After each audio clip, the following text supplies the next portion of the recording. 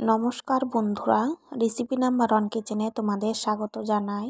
আজকে আমি পটল দিয়ে বাটা মাছের তেল ঝাল বানিয়ে দেখাবো। ভিডিওটি স্কিপ না করে পুরো ভিডিওটি দেখতে থাকো। আমি এখানে বাটা মাছ নিয়েছি 300 গ্রাম। এগুলো আমি জল দিয়ে রেখেছি। একদম টাটকা বাটা মাছ আমি এই সাইজের নিয়েছি। এবার আমি মাছগুলো কেটে নেব। আর নিয়েছি 250 গ্রাম পটল। মাছগুলো কাটা হয়ে গেছে। এবার আমি লবণ হলুদ মাখিয়ে দেব। প্রথমে দিয়ে দিলাম লবণ, তারপর দিয়ে দিলাম হলুদ। এবার আমি লবণ মাখিয়ে কিছুক্ষণের জন্য রেস্টে রেখে দেবো। এতে করে লবণ হলুদটা ভেতরে চলে যাবে মাছে।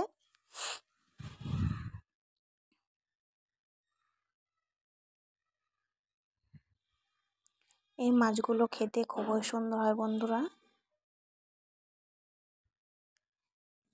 কড়াইয়ে আমি দিয়ে দিলাম সরিষার তেল।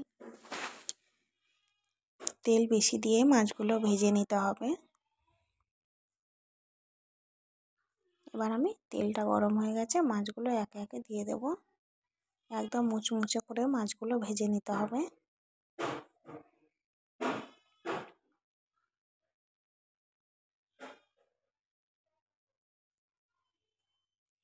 পটলগুলো আমি এরকম করে কেটেছি, একদম তাজা পটল বন্ধুরা, দেখেই বুঝতে পারছো। এক পাশটা হয়ে গেছে, আমি অন্য পাশটা উল্টে দিচ্ছি। এই মাছগুলো ভাজা গরম গরম খুব সুন্দর লাগে বন্ধুরা।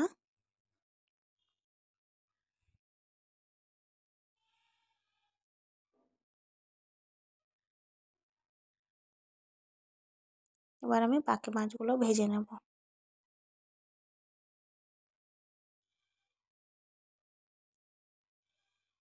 মাছগুলো ভাজা হয়ে গেছে, আমি পটলগুলো এবার ভেজে নেব।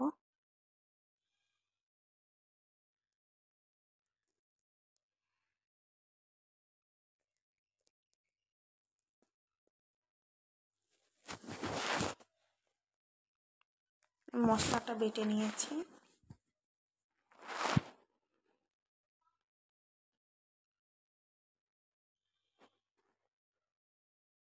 পেঁয়াজটা ভালোভাবে ভাজা হয়ে গেছে।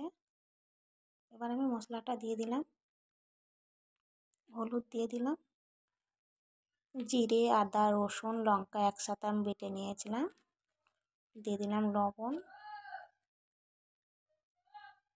লবণ মশলার উপরে দিলে টমেটোটা ভালোভাবে গলে যাবে।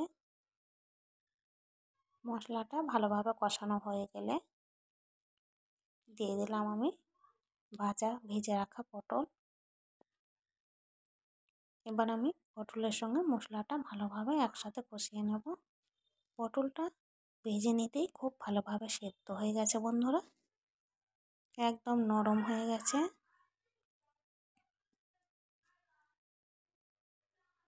এই গরমকালে এই তাজা পটল দিয়ে বাটা মাছে তেল ঝাল খুব সুন্দর লাগে বন্ধুরা। তারপর আমি দিয়ে দিলাম জল। ঝোলটা আমি বেশিই রাখবো।